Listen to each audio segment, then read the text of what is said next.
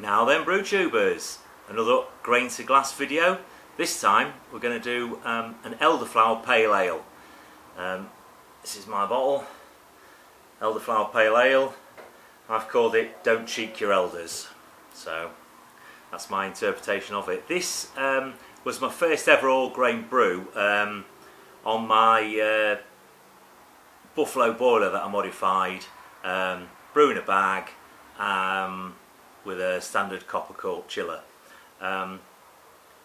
Why did I do this instead of just doing a basic smash recipe? Only because when it came round to do this, it was the right time of the year for the elderflowers. They'd just come out, looked fantastic. I've made elderflower cordial before, and I've made elderflower fizz or champagne. So I thought elderflower beer sounds like a great thing to do. I brewed this on one of the YouTube BrewTubers group brewing sessions, so there's lots of people there to help with advice and a few questions I had while I was actually making the beer. Right, the recipe for this one is a fairly simple grain bill: 3.8 kilos of extra pale Marisotta and 200 grams of carapils. That was mashed for 45 minutes at 65 degrees. The boil, another 45-minute boil. Hop additions for the boil were just basically Amarillo, so we popped 17 grams of Amarillo for the full 45 minutes for 18 IBUs. Following the boil, we had a 30-minute hop stand at 80 degrees, and into that we popped another 20 grams of Amarillo, which should be 4 IBUs. We popped the heads of 40 elderflower heads. I didn't just take the flowers off, I just left the head and just nipped it off where all the individual stems come down to one. And the zest of 6 lemons. It was chilled off and then fermented with USO 5. That's about it. I think we'll have some brew footage now, so hopefully I'll flash some brew footage up if I've got much between all the panicking. And then we'll get on to a bit of a tasting. Using the stainless steel ruler we made, we've now topped the boiler up to 29 litres, ready for water treatment. Just adding the boil additions.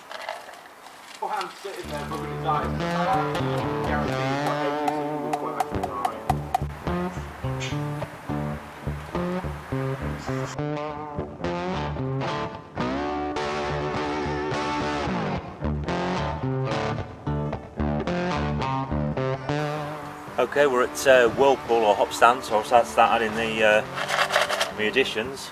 So there's the hops, and let's get the elderflower heads and the zest in. So here we go, pop it in, and we'll let that stand for half an hour.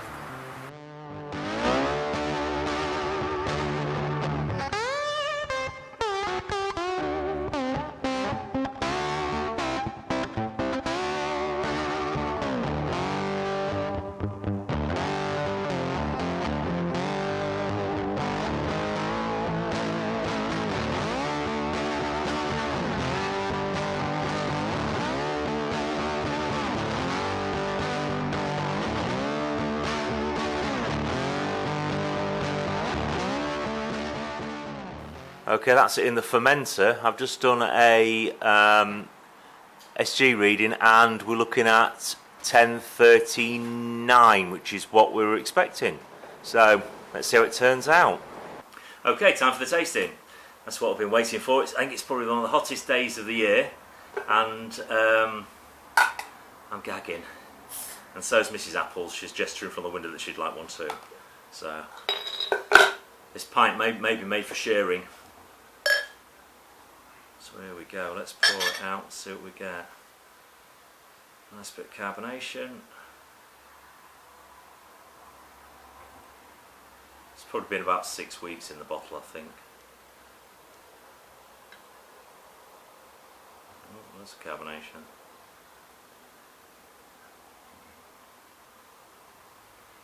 Okay. Right, that was a crap pour, hold on. There we go. So, definitely fully carved up. Lots of bubbles there, look at that. Fantastic. Nice thick white head. Aroma, let's have a smell of this then. You definitely get that elderflower. It's not massively overpowering. I think it's mellowed a bit in the few weeks it's been in the bottle perhaps. It was a little bit sharp when we first tried it. But definitely elderflower. Like I say, crystal clear. Don't know if you can see that. I can see my fingers through it. You can hopefully see my ugly mug roughly through here. So let's go in. So am I getting any? Well, it's hard to say whether the Amarillo's given us any floral or citrus notes on the nose, because obviously we've just got masses of elderflower. Let's go in for a taste.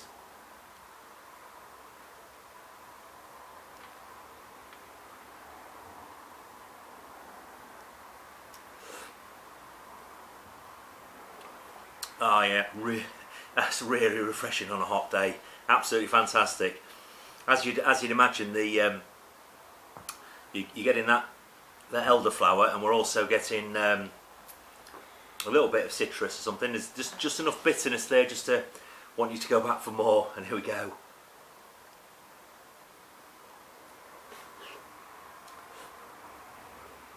Mouthfeel, perhaps a little bit thin, but still, it's perhaps what you'd expect with something like this. It came out at 4.2%. It's got like a really nice bittering, florally aftertaste that sort of lingers. But like I say, all it does is invite you back for another mouthful. I'll just pass it across to my assistant just to see if she concurs. So all in all, with my little beady moustache, really good.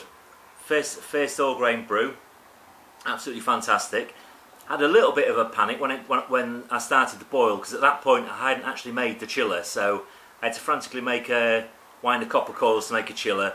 It all came out all right in the end. So it's amazing what you can do. Thumbs up from the lovely lady. It's amazing what you can do with, like I say, a little knowledge, a boiler, a bag, and a bit of copper. Here we go.